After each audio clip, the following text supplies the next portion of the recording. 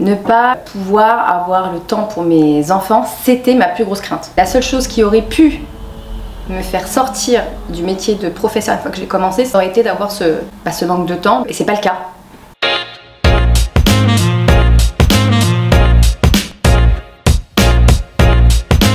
J'ai un emploi du temps qui est très cool, en tout cas pour une première année.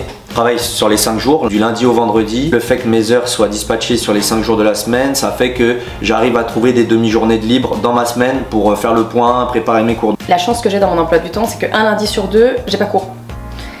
Et le deuxième lundi, j'ai cours mais que l'après-midi. Donc quoi qu'il se passe, j'ai une partie de mon lundi qui est disponible et sur lequel je peux faire une organisation à la semaine, des cours que je veux préparer, des activités que je veux faire, des choses que je dois faire en parallèle mais qui vont quand même prendre du temps, style des photocopies. J'ai aussi la chance d'avoir le vendredi après-midi de libre. Moi je termine à 12h30 le vendredi. C'est aussi pour moi l'occasion d'anticiper sur la semaine d'après. Donc heureusement, j'ai ces trous dans la semaine, ces créneaux qui me permettent de m'organiser. Donc en fait j'optimise sur tous les temps libres qui sont calés dans la semaine pour pouvoir avoir le moins de choses possible à faire quand je rentre chez moi. Du coup, grâce à cet emploi du temps qui me laisse des créneaux comme ça, des demi-journées de libre, je m'oblige à soit être au lycée ou soit vraiment bosser et à réfléchir à ma journée du lendemain. Eh bien, je sais que le soir, de toute façon, j'ai pas le choix. À partir du moment où il y a les enfants qui sont là, même si je le voulais, je ne pourrais pas travailler. Et c'est tant mieux, ça m'oblige à un moment faire des grosses coupures. Moi, la chance que j'ai, c'est que dans nos établissements, on travaille beaucoup avec des manuels. Combinaison, tous les trous libres que j'ai dans la semaine, plus le fait de pouvoir m'appuyer sur des manuels, c'est ce qui a fait que j'ai réussi à optimiser mon temps, à gagner mon temps et dégager du temps pour ma famille et à trouver un équilibre. De toute façon, une fois qu'on est dedans, qu'on a nos impératifs, bah on arrive toujours à trouver des solutions, quoi.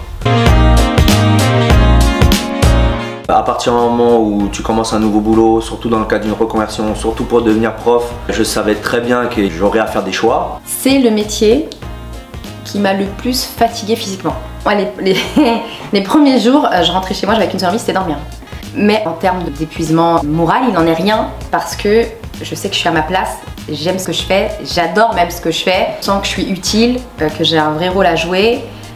J'ai presque pas l'impression d'aller travailler. Il y a la famille, c'est un impondérable, donc ça, je peux pas faire une croix là-dessus. Donc je profite à fond de ma famille et j'ai le temps d'en profiter les week-ends et le soir. Après, je suis sur ma première année d'enseignement, donc je me concentre à fond là-dessus pour l'instant. Et puis après, petit à petit, je vais réussir à reparsemer ma semaine avec mes petites activités à moi dont j'ai besoin absolument. La clé de mon bien-être, c'est oui, être en accord parfait avec ma carrière professionnelle du moment. Donc me sentir bien dans ce que je fais, d'aimer ce que je fais. Et 2, de réussir à avoir du temps pour ma famille. Là, moi, en venant au chemin de l'école et en devenant professeur, j'ai trouvé ce que je cherchais depuis longtemps.